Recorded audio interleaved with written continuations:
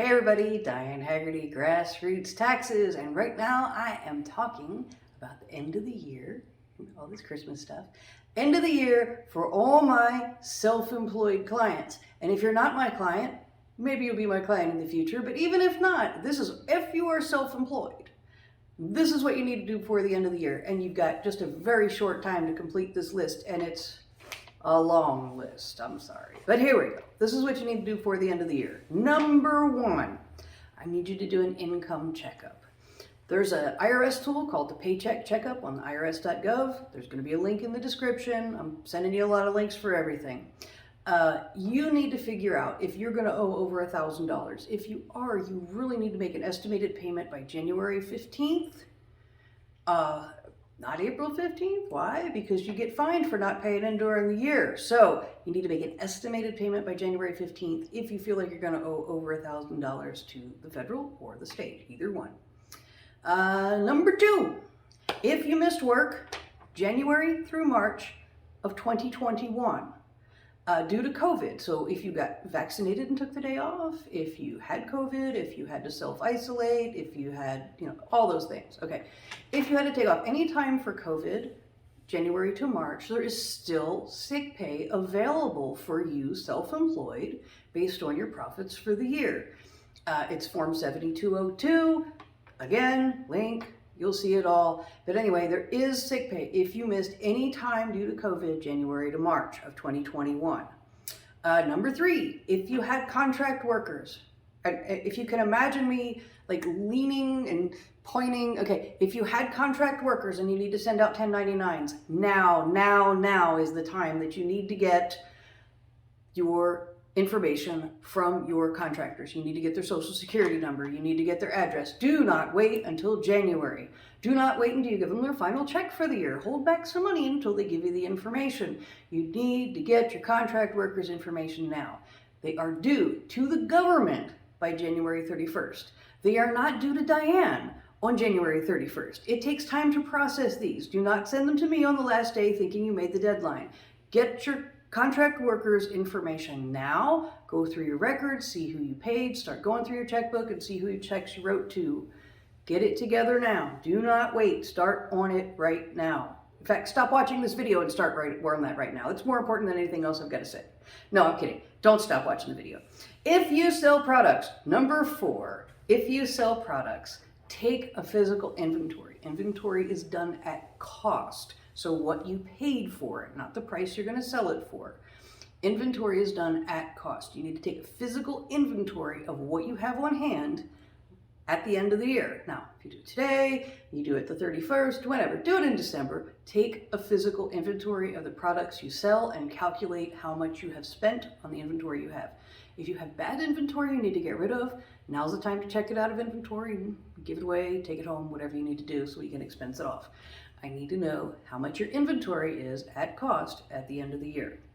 Number five, if you took advantage of the CARES Act, okay, when you could defer some of your payroll taxes, it was like, oh, I don't have all the money, we can defer some of your payroll taxes. Guess what? That's due December 31st. It's not due in April, it's not due in January, December 31st. If you took advantage of that on your 941s through your payroll, you got a letter in the past few weeks advising you of how much was due. Do not forget to pay it. If you don't have the money, please contact your accountant. They will see if they can mitigate any penalties and interest, but there will be penalties and interest. Number six, I need you to start thinking about your business mileage. If you haven't taken your mileage all year, guess what? Now's the time to start. Start Google mapping how far it is from one place to another. Get your receipts together. See how many times you went to Office Depot, see how many times you went to the supply house, see how many times you went to the, wherever you buy your stuff, okay? Add that up. Look at your calendar, see where you went to meet with clients, see where you went to have meals. Add all that stuff up, start working on it. You know I'm going to ask for your mileage. Let's get it together. On December 31st, or close to it, please also take your odometer reading in your vehicle.